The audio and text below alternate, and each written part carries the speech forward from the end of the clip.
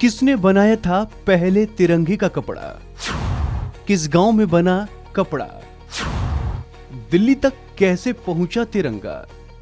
भारत अपनी आजादी का अमृत महोत्सव मना रहा है। देश के हर घर पर तिरंगा लहरा रहे हैं। लेकिन क्या आप जानते हैं कि भारत के पहले राष्ट्रीय ध्वज का कपड़ा कहां से आया था और उसे प्रथम प्रधानमंत्री ने कहां फहराया था? तो चलिए इस पैकेज में देते हैं पूरी जानकारी। तिरंगे के इतिहास की बात करें तो राजस्थान के दौसा जिले का नाम जरूर आएगा। देश की आजादी से पहले ही दौसा जिले के अनेक बुनकर कपड़ा बनाने का काम करते थे।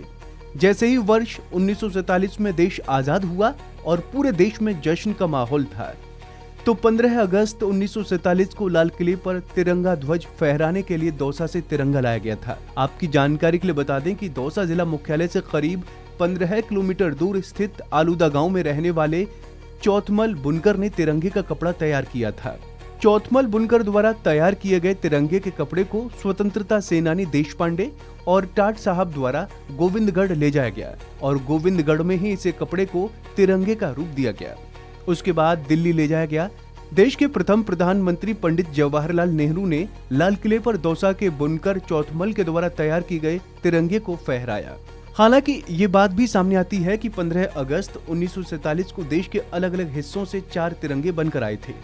इस बात की पूरी तरह पुष्टि नहीं हो पाती है कि इन चारों में से कौन सा तिरंगा फहराया गया था। लेकिन देश की आजादी के बाद समय समय पर चौथमल बुनकर को राष्ट्रीय स्तर पर याद किया गया, जिससे ये माना गया कि आलूदा के चौथमल बुनकर के द्वारा तैयार किए गए कपड़े के ध्वज को ही लाल किले पर फहराया गया था। जब चौथमल बुनकर जीवित हुआ करते थे तो बताते थे कि उन्हें तिरंगे का कपड़ा तैयार करने में 2 माह का समय लगा था।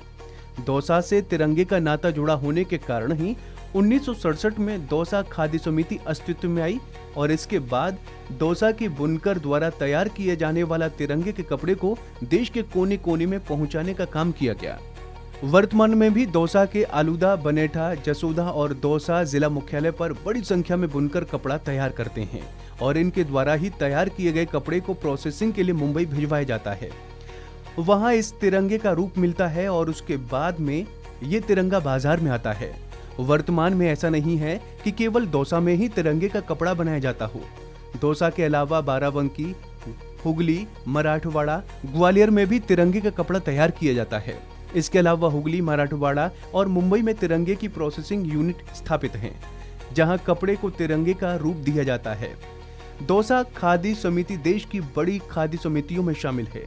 गौरतलब है कि पूरा देश आजादी का अमृत महोत्सव मना रहा है और इस 75वें अमृत महोत्सव को देखते हुए फ्लैग कोड में भी संशोधन किया गया है ताकि घर घर में तिरंगा लगाया जा सके, लोगों में देश प्रेम की भावना पैदा हो और पूरा देश आजादी का 75वां महोत्सव हर्षोल्लास के साथ मना सके।